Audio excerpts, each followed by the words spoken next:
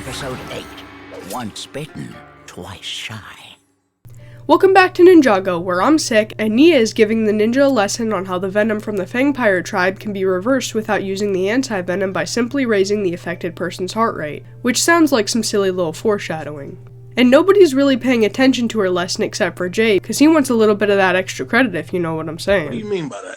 But then, all of a sudden, Nia almost passes out, and she asks if anyone is wearing perfume because she's allergic, to which Jay gets alarmed because Kai told him it was men's cologne. And honestly, giving your friend perfume and saying it's cologne while knowing your sister is severely allergic to perfume is crazy, and bro doesn't even care. I get them mixed up.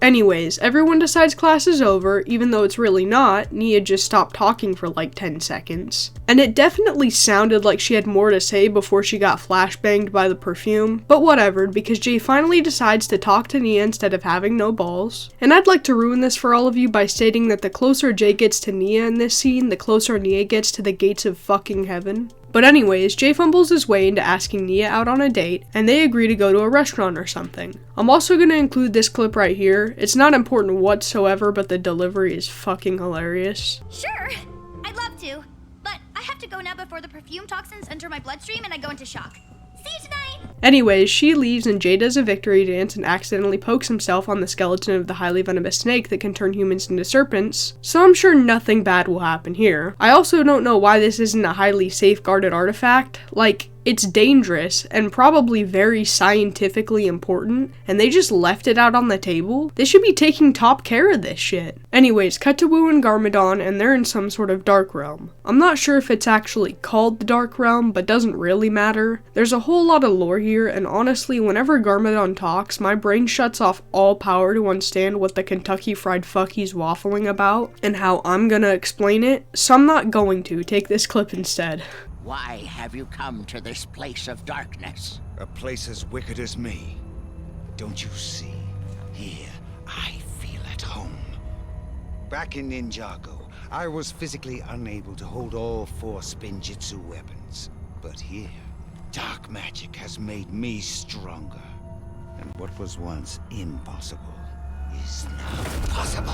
Anyways, Parm and Wu scuffle, and it ends in Wu getting stuck in the mud, literally. And he uses his spinjitzu, but it's not really that effective, and these sludge monsters appear and try to grab Wu while Parm and Wu are arguing. And the monsters surround Wu under Garmadon's orders, suffocating him, until Wu tells him that Lloyd is in trouble and that's the reason he's here. Which is what Wu should have made his opening sentence, and it would have saved us exactly 1 minute, 55 seconds, and 80 milliseconds, but whatever. Anyways, now that Garmadon knows it's about Lloyd, he helps Wu not die, and they talk about finding a way back to Ninjago since Wu used all the Traveler's Tea, which is the weird tea he used to get here. But that's not super important, so... Cut back to Ninjago, where the snakes have made it to the Mega Monster Amusement Park, where the first Fang Blade is located.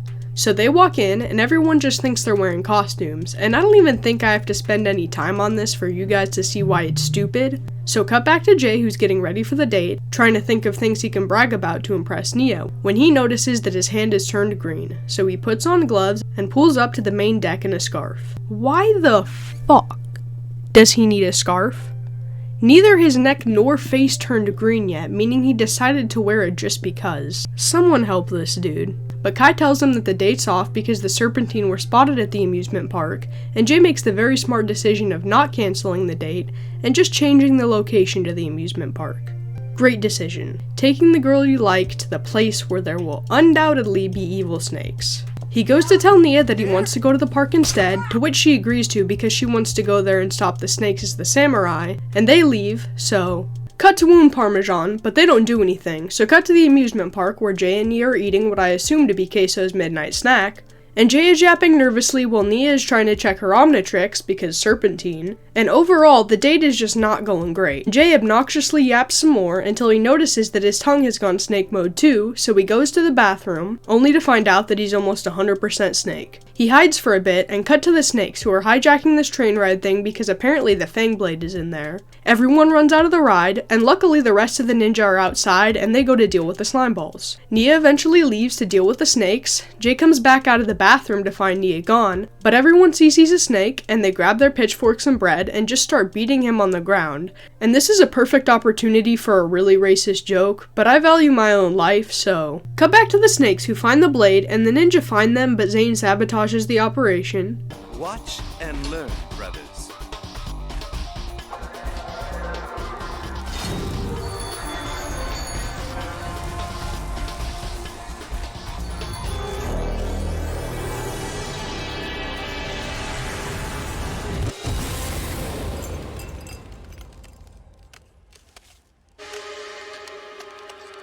Oops. And the snakes almost get away but are stopped by the samurai, Nia, who gets chased by the snakes. This maneuver here is useless.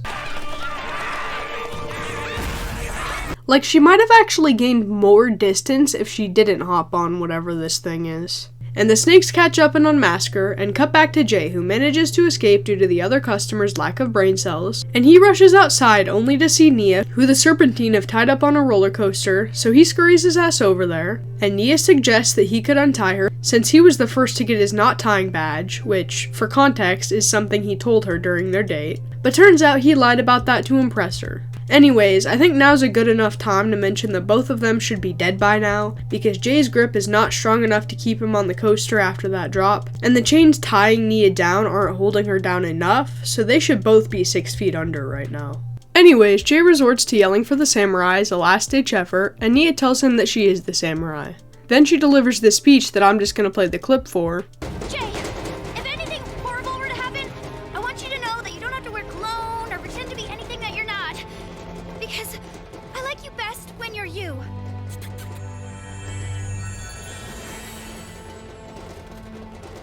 Your face. You're returning back to normal. It's just like you said. You must have raised my heart rate. So yeah, foreshadowing completed, and Whatever happens next, just remember. You are the best you.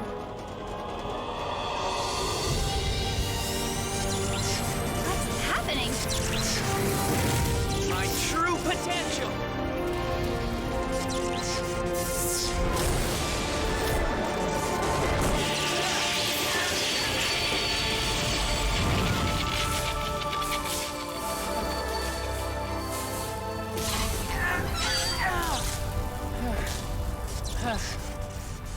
so he unlocks his true potential, which means it's time to rate it, and I'm gonna put it at the, drumroll please, number 1 spot. Brother, this guy stinks! Now before you grab your pitchforks and bread, let me explain. I'm biased. Yeah, that's pretty much it. Jay is my favorite ninja. This episode is the best episode in season 1. You will not change my mind. My channel, my rules. Anyways, cut to the ninja and they've all met up on the ground. And now that I'm thinking about it, how the fuck did Jay and Nia get on the ground? I was gonna say maybe he used his true potential to carry her all the way to the ground, but I don't think it works like that. Either way, I don't get paid enough to care, or at all for that matter. So anyways, now all the ninja know that Nia is the samurai, and Kai tries to bring back the bet they made about finding out the samurai's identity, and waffles that he technically found out first, but everyone gaslights him into thinking there was no bet. Huh? Why would we say that? Yeah, I'm drawing a blank. Nope. That conversation is not in my database. Anyways, they yap about being yourself and how you shouldn't change who you are to impress people, which is a great lesson for the kids that watch this show, but I'm a YouTuber, meaning I'm allergic to education, so skip to Garmadon and Wu, who are making their way to a portal that can take them back to Ninjago, and end scene. Ninja!